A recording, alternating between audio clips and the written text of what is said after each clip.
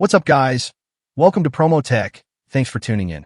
The Galaxy S26 FE looks like a simple fan edition upgrade, but the hands-on experience reveals something much more interesting. Samsung has changed just enough to make this phone feel new, while leaving enough untouched to make the S25 FE suddenly look dangerously attractive. And that quiet decision could matter far beyond this one phone. Let's dive right into the video, because after spending some time with the Galaxy S26 FE, my first reaction is not that this is a bad phone. Actually, it is quite the opposite. It feels polished, modern, reliable, and very much like a Galaxy S phone. The problem is that Samsung may have created a phone that is easier to recommend on its own than it is to recommend when you put it beside everything else Samsung is selling. That distinction is important. The S26 FE is not trying to completely reinvent the fan edition formula.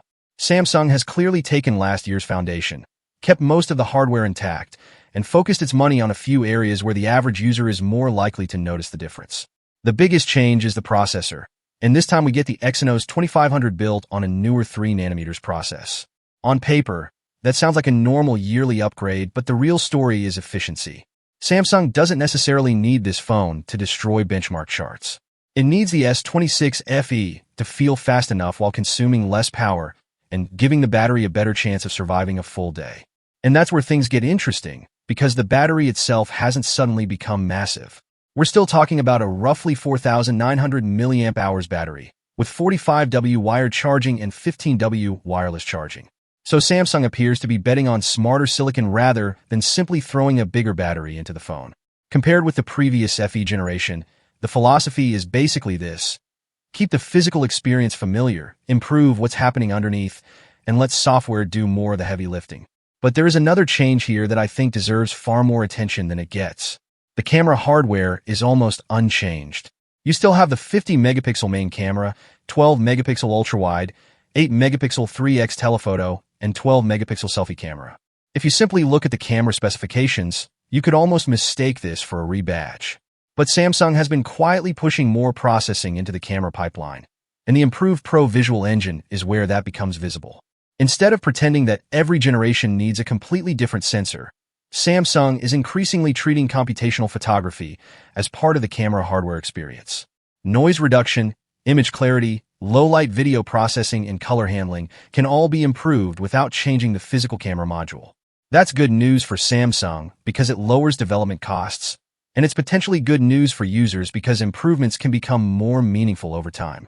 But there's a catch.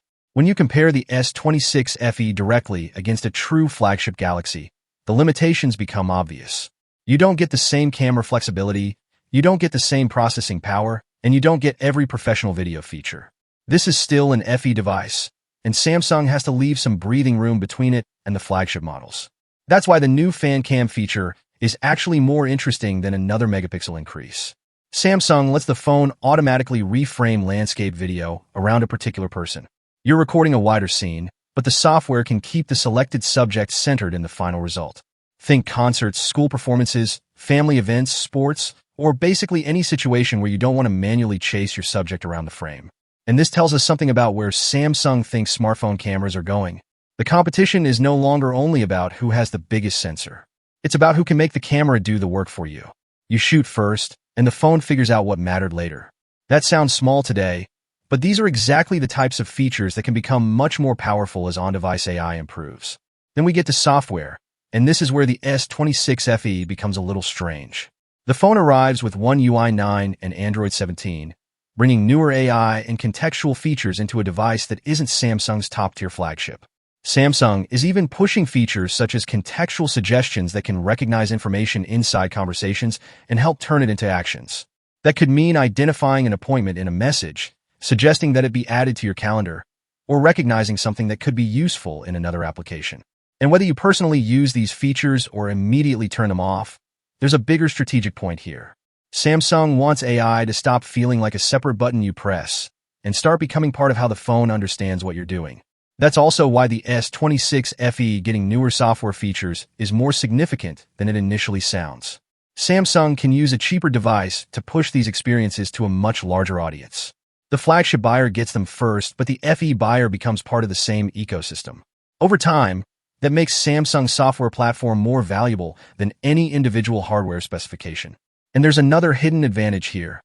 Longevity. Samsung's software support commitment is one of the strongest reasons to buy into Galaxy, and the FE benefits from that ecosystem. A phone doesn't have to be the fastest device on day one if it remains supported and usable for years. For someone who keeps a phone for 4, 5, or even longer, that matters more than a benchmark score they'll never actually see. But now we have to talk about the uncomfortable part, because this is where the S26 FE starts fighting against Samsung itself. The phone is good. The question is whether it is good enough for its position. If you're looking at the S26 FE by itself, a 6.7-inch dynamic AMOLED display, high brightness, a nearly 5,000 mAh battery, 45W charging, wireless charging, triple cameras, modern software, and long-term support sounds like a very complete package. There are no obvious disasters here. Nothing screams avoid this phone. Now put the S26 FE next to the previous generation FE after its price has dropped. Suddenly the conversation changes. If most of the physical hardware is familiar and the older model receives many of the same software improvements, the newer model has to justify itself through performance, efficiency, camera processing, and longevity. Then put it next to the base Galaxy S26, and things get even more complicated. The standard S26 sits closer to the flagship experience. It has a more powerful flagship processor, stronger overall performance, and potentially a longer useful lifespan from a performance perspective. If the price gap becomes small enough, the FE starts looking less like the smart compromise and more like the awkward middle child. And I think that's exactly what Samsung wants you to think about without actually saying it. The FE exists to capture people who want the Galaxy S experience without paying ultra money. But Samsung also has to protect the regular S series. If the FE becomes too powerful, too premium, and too cheap, it cannibalizes the flagship. If Samsung cuts too much, nobody wants it. So the company has to walk this incredibly narrow line. The S26 FE feels like Samsung choosing refinement over reinvention. And honestly, I think that's why some people are going to love this phone, while others are going to completely ignore it.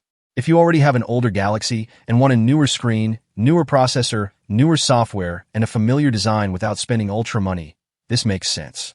If you're coming from a much older mid-range Galaxy, the upgrade can feel enormous.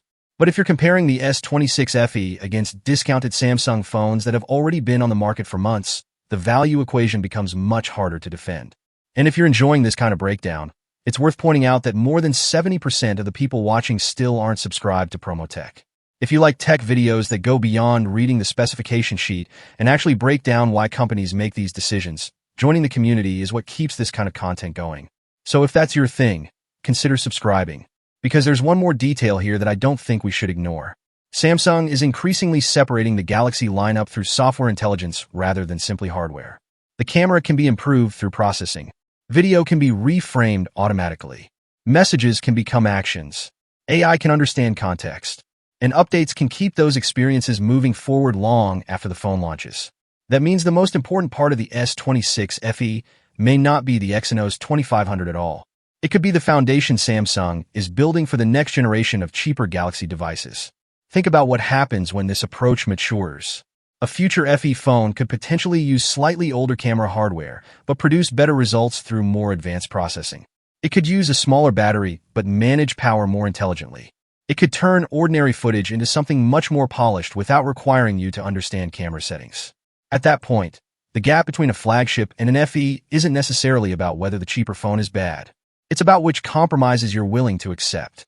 And that's why I wouldn't dismiss the S26 FE as simply an S25 FE with a new chip. That criticism is understandable, but there's a bigger strategy underneath it. Samsung is testing how little physical change it needs to make while still delivering a noticeably different user experience through silicon and software. The problem is that consumers don't buy strategy. They buy phones. And when you put this phone's price next to a discounted previous generation FE or a slightly more expensive flagship Galaxy, Samsung has created a very uncomfortable decision for its own customers. The S26 FE may actually be one of the clearest examples yet of where Samsung believes smartphones are heading. Fewer dramatic hardware changes, more computational upgrades, longer software support, and AI quietly taking over tasks that used to require the user to do everything manually.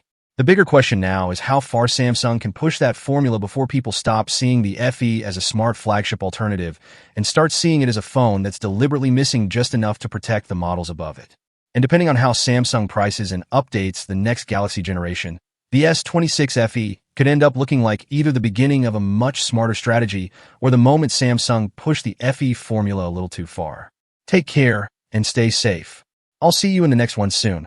Cheers. Bye-bye.